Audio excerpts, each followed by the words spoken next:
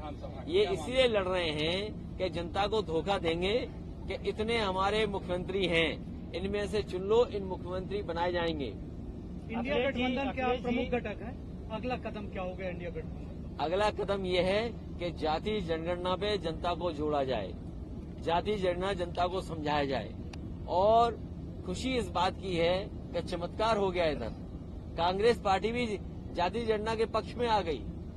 जिसने कभी लोकसभा में जाति जनगणना के खिलाफ खड़े हो गए थे, मुझे याद है वो समय में लोकसभा में था, नेताजी शरद यादव जी, आदरणीय लालू प्रसाद यादव जी और दक्षिण के सभी नेताओं ने मांग की थी कि जो सेंसस हो रहा है वो जाति के आधार पर हो, लेकिन उसने कांग्रेस ने स्वीकार नहीं किया था। मुझे खुशी है इस बात की कि कांग्रेस भी अब पीडीए के रास्ते पर आ गई है और जाति जनगणना के पक्ष में आ गई है। इससे बड़ी उपलब्धि और क्या हो सकती है? क्या लगता है विधानसभा चुनाव में उत्तराखंड में आपको आरोप लग रहा है कि वहाँ पर आप कांग्रेस के साथ नहीं थे, इसीलिए सीट हारी? देखिए, उत्तर प्रदेश में जिस समय बाई इलेक्शन हुआ, जितने भी भारतीय जनता पार्टी के खिलाफ दल हैं और जो हमारे सहयोगी दल हैं, मैंने उनसे सबसे चिट्ठी लिख करके समर्थन मांगा था। लेकिन उत्तराखंड में हो सकता है कांग्रेस को ये लगता हो कि बिना समर्थन के ही हम जीत जाएंगे। उन्होंने किसी समाजवादी को नहीं पूछा और उसका परिणाम क्या हुआ? अगर समर्थन मांगा होता तो समाजवादियों ने समर्थन दिया होता, क्योंकि समाजवादी पार्टी वो दल है जो इंडिया को मजबूत करना चाहता है, इंडिया गठबंधन को मजबूत करना चाहता है। उत्तर प्रदेश में समाजवादी पार्टी बीजेपी को रोकेगी तो दिल्ली में बीजेपी रोकेगी। आज सबसे ज्यादा घबराहट बीजेपी को किसी से है तो समाजवादियों से है। अभी हाल में देखा नहीं है आपने, जब दिल्ली में G20 चल रहा था तो घोसी में कितनी बुरी हार हुई भारतीय जनता पार्टी के लोग।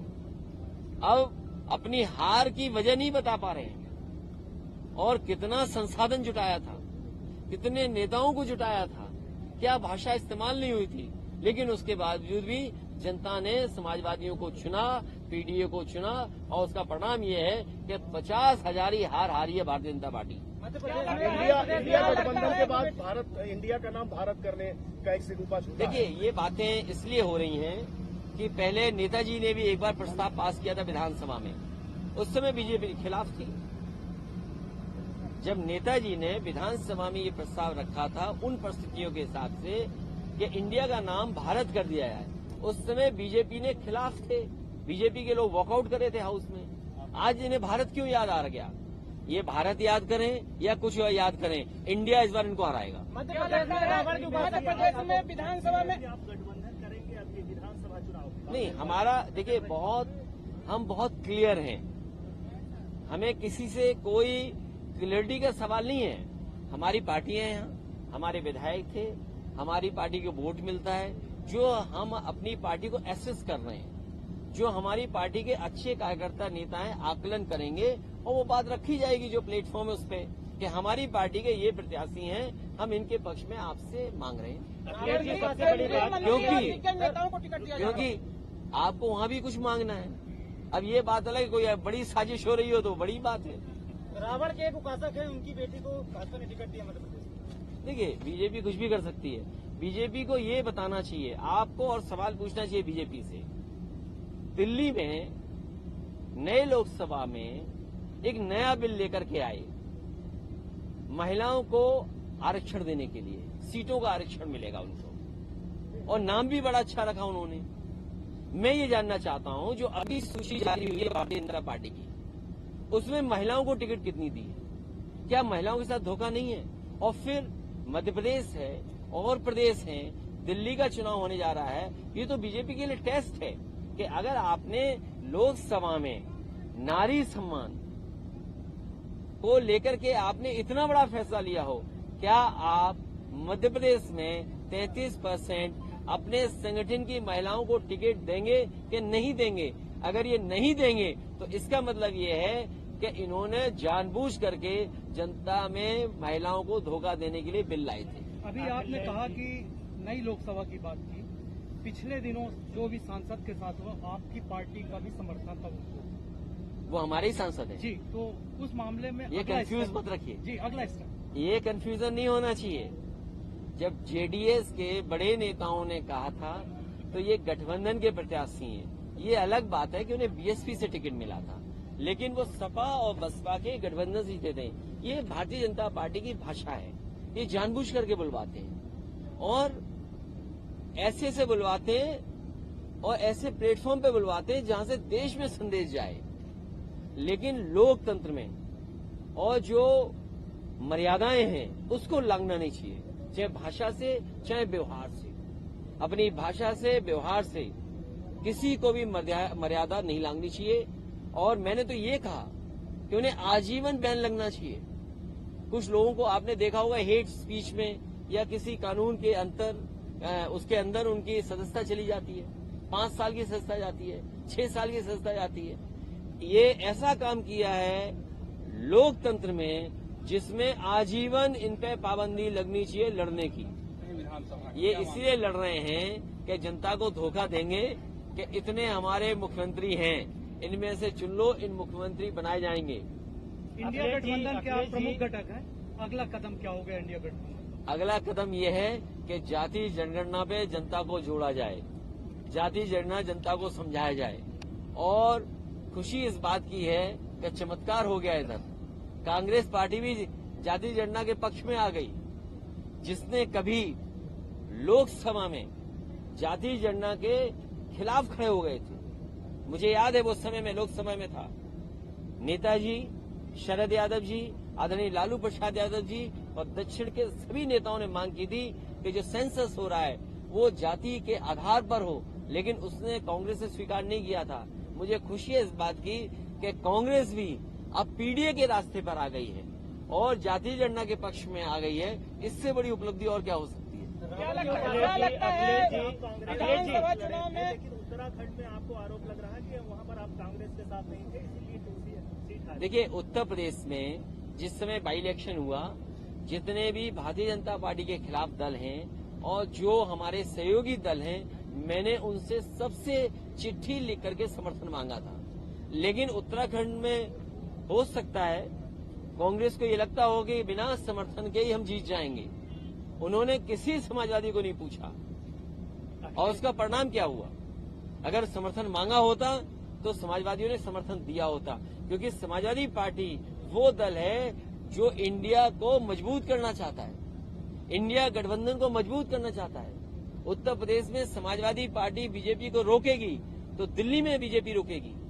आज सबसे ज्यादा घबराहट बीजेपी को किसी से है तो समाजवादियों से है। अभी हाल में देखा नहीं है आपने, जब दिल्ली में G20 चल रहा था तो घोसी में कितनी बुरी हार हुई भारतीय जनता पार्टी के लोग। अब अपनी हार की वजह नहीं बता पा रहे हैं और कितना संसाधन जुटाया था, कितने नेताओं को जुटाया था, क्या भाषा इस्तेमाल नहीं हुई थी, लेकिन उसके बावजूद भी जनता ने समाजवादियों को चुना, पीडीए को चुना और उसका परिणाम ये है कि 50,000 हार हारी है भारतीय जनता पार्टी। इंडिया गठबंधन के बाद इंडिया का नाम भारत करने का एक सिलसिला छूटा। देखिए, ये बातें इसलिए हो रही हैं कि पहले नेताजी ने भी एक बार प्रस्ताव पास किया था विधानसभा में, उस समय बीजेपी के खिलाफ थी। जब नेताजी ने विधानसभा में ये प्रस्ताव रखा था उन परिस्थितियों के हिसाब से कि इंडिया का नाम भारत कर दिया है, उस समय बीजेपी ने खिलाफ थे, बीजेपी के लोग वॉकआउट करे थे हाउस में। आज इन्हें भारत क्यों याद आ गया? ये भारत याद करें या कुछ याद करें, इंडिया इस बार इनको हराएगा। मध्य प्रदेश में विधानसभा में आप गठबंधन करेंगे अब ये विधानसभा चुनाव? नहीं, हमारा देखिए हम बहुत क्लियर हैं, हमें किसी से कोई क्लियरिटी का सवाल नहीं है। हमारी पार्टियां हैं यहाँ, हमारे विधायक थे, हमारी पार्टी को वोट मिलता है, जो हम अपनी पार्टी को एसेस कर रहे हैं, जो हमारी पार्टी के अच्छे कार्यकर्ता नेता हैं आकलन करेंगे और वो बात रखी जाएगी जो प्लेटफॉर्म है उस पर कि हमारी पार्टी के ये प्रत्याशी हैं, हम इनके पक्ष में आपसे मांग रहे हैं। क्योंकि आपको वहाँ भी कुछ मांगना है। अब ये बात अलग, कोई बड़ी साजिश हो रही हो तो बड़ी बात है। रावण के एक उपासक है, उनकी बेटी को भाजपा ने टिकट दिया मध्य प्रदेश। देखिए, बीजेपी कुछ भी कर सकती है। बीजेपी को ये बताना चाहिए आपको और सवाल पूछना चाहिए बीजेपी से, दिल्ली में नए लोकसभा में एक नया बिल लेकर के आए महिलाओं को आरक्षण देने के लिए, सीटों का आरक्षण मिलेगा उनको। और नाम भी बड़ा अच्छा रखा उन्होंने। मैं ये जानना चाहता हूं, जो अभी सूची जारी हुई है भारतीय जनता पार्टी की, उसमें महिलाओं को टिकट कितनी दी है? क्या महिलाओं के साथ धोखा नहीं है? और फिर मध्य प्रदेश है और प्रदेश है, दिल्ली का चुनाव होने जा रहा है। ये तो बीजेपी के लिए टेस्ट है कि अगर आपने लोकसभा में नारी सम्मान को लेकर के आपने इतना बड़ा फैसला लिया हो, क्या आप मध्य प्रदेश में 33% अपने संगठन की महिलाओं को टिकट देंगे कि नहीं देंगे? अगर ये नहीं देंगे तो इसका मतलब ये है कि इन्होंने जानबूझ करके जनता में महिलाओं को धोखा देने के लिए बिल लाए थे। अभी आपने कहा कि नई लोकसभा की बात की, पिछले दिनों जो भी सांसद के साथ हुआ, आपकी पार्टी का भी समर्थन था उनको। वो हमारे ही सांसद है जी, तो उस मामले में ये कंफ्यूज मत रखिए जी, अगला स्टेप। ये कंफ्यूजन नहीं होना चाहिए। जब जेडीएस के बड़े नेताओं ने कहा था तो ये गठबंधन के प्रत्याशी हैं। ये अलग बात है कि उन्हें बीएसपी से टिकट मिला था, लेकिन वो सपा और बसपा के गठबंधन से जीते थे। ये भारतीय जनता पार्टी की भाषा है, ये जानबूझ करके बुलवाते हैं और ऐसे से बुलवाते हैं और ऐसे प्लेटफॉर्म पे बुलवाते हैं जहां से देश में संदेश जाए। लेकिन लोकतंत्र में और जो मर्यादाएं हैं उसको लांघना नहीं चाहिए, चाहे भाषा से चाहे व्यवहार से। अपनी भाषा से व्यवहार से किसी को भी मर्यादा नहीं लांघनी चाहिए। और मैंने तो ये कहा कि उन्हें आजीवन बैन लगना चाहिए। कुछ लोगों को आपने देखा होगा हेट स्पीच में या किसी कानून के उसके अंदर उनकी सदस्यता चली जाती है, 5 साल की सदस्यता जाती है, 6 साल की सदस्यता जाती है। ये ऐसा काम किया है लोकतंत्र में जिसमें आजीवन इन पे पाबंदी लगनी चाहिए लड़ने की।